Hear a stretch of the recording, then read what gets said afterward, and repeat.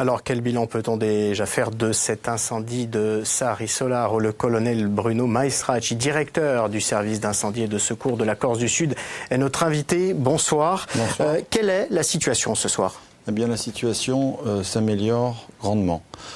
C'est dû d'une part à l'action des hommes, bien sûr, sur ce feu. On a vu au travers de ce reportage que vous nous avez fait voir l'émotion des villageois, et c'est bien compréhensible. Je voudrais insister sur le fait que le travail a été remarquable et que 3 points en retirent mon attention. La première, c'est la température qu'on a eue lors de ce feu, 28 degrés. C'est des conditions exceptionnelles. C'est estival, si vous voulez. D'habitude, au mois de février, sur les 10 dernières années, c'est 12 à 13 degrés. C'est pas 28. La problématique liée à l'hygrométrie, 8%. 8%. Dans le désert, il y a entre 10 et 20%. Donc, je ne sais pas si vous imaginez, en plein mois de février, on se retrouve comme dans le désert. Et la troisième, c'est les vents. Les vents, d'habitude, en février, sur les 10 dernières années, pareil, c'est 80 km de vent. On est à 140 km de vent. Alors, ces 3 facteurs-là font que nous, hommes, il faut qu'on soit très humbles vis-à-vis de la nature. On l'a vu une fois de plus. On fait tout ce qu'on peut faire. Vous avez vu, les moyens aériens sont arrivés dès qu'ils ont pu voler.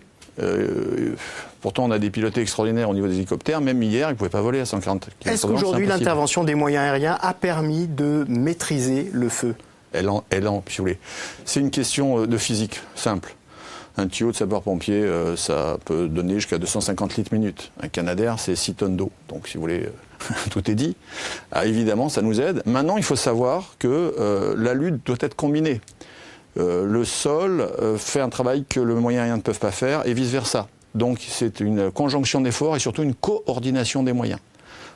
Bruno Maestracci, vous restez avec nous, puisque à l'occasion de ces incendies, en particulier hier, des habitants de Sari et des environs se sont interrogés sur les moyens qui ont été mis en place, et notamment des reprises qui ont eu lieu hier avec ce vent qui pourtant était annoncé. Je vous propose d'écouter 2 témoignages recueillis par Pierre Nicolas. Derrière moi, vous voyez que les pompiers pompent l'eau de la rivière.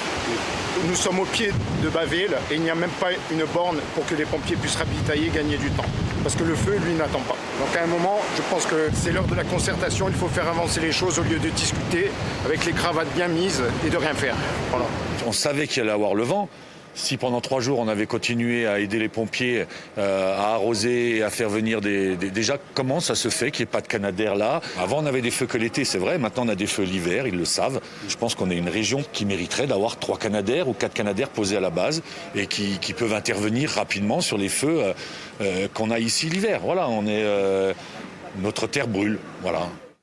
Alors, colonel Maestracci, le feu de Sari avait déjà pris il y a plusieurs jours. Est-ce qu'il aurait été possible de l'éteindre, de le maîtriser davantage avant même la tempête annoncée? Alors, je pense que la tempête, comme je l'ai dit, c'était une tempête assez exceptionnelle, mais je crois que ça, c'est tout le monde qui se l'accorde. Le feu avait été combattu. J'ai pu moi-même constater, en survolant la zone avec monsieur le préfet de Corse du Sud dimanche matin, que le chantier semblait parfaitement, je dirais, correct. Maintenant, vous savez, plusieurs écobuages ont eu lieu et ils étaient, pour les gens qui les ont fait, probablement éteints. Sauf que le feu les a rallumés. Alors je ne dis pas qu'il n'y a eu que des écobuages. Mais moi, ce qui me surprend, c'est comment peut-il y avoir eu, encore hier et aujourd'hui, plus de 14 écobuages qui ont été réalisés alors que nous sommes en train de lutter sur un feu qu'on ne peut pas qualifier de méga-feu, mais qui est quand même important par sa superficie, et qu'on sait très bien qu'il y avait des feux Haute-Corse, à Pietracorba, à Olmet, etc.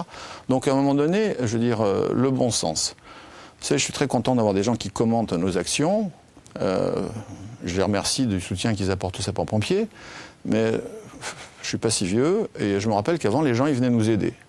Rapidement, est-ce qu'il faut positionner à l'année des moyens aériens sur la Corse? Très rapidement, est-ce qu'il faut que les gens qui font des écobuages soient plus responsables et quand il y a une interdiction de mettre le feu, il faut qu'ils arrêtent ou pas? Alors, colonel Maestracci, faut-il redouter un scénario à l'australienne ou à la californienne, comme ça s'est déjà passé? Écoutez, je trouve que le scénario que nous avons vécu est suffisamment grave pour qu'on s'interroge collectivement. Maintenant, j'en profite aussi pour rendre hommage à tous les soldats du feu qui se battent depuis plus d'une semaine, qu'ils soient sapeurs-pompiers de Corse, du bataillon, du 613, du 683, peu importe. Ce sont des sapeurs-pompiers, c'est la même passion qui les anime et la volonté de faire le bien. La question, c'est pourquoi y a-t-il autant de mal qui continuent à faire le mal, de gens, qui continuent à faire le mal. Et j'en profite aussi pour passer un message de sympathie et pour le soutien effectif de nos élus. Est-ce qu'il faut changer les stratégies de lutte et de prévention ? Alors, la stratégie de lutte française est remarquable. Pourquoi ? Parce que justement, elle combine les actions aériennes, les actions terrestres. J'ai vécu en Indonésie, comme vous le savez, où on a 2 millions d'hectares qui sont partis en fumée en 2016 dans l'indifférence générale. Mais en Indonésie, il n'y a aucune coordination. Donc, il n'y a pas de résultat. Nous, nos résultats, évidemment, on peut toujours faire mieux, mais je pense qu'on peut en être très satisfait. Merci Bruno Maestracci d'avoir été notre invité, d'avoir accepté notre invité dans ce journal.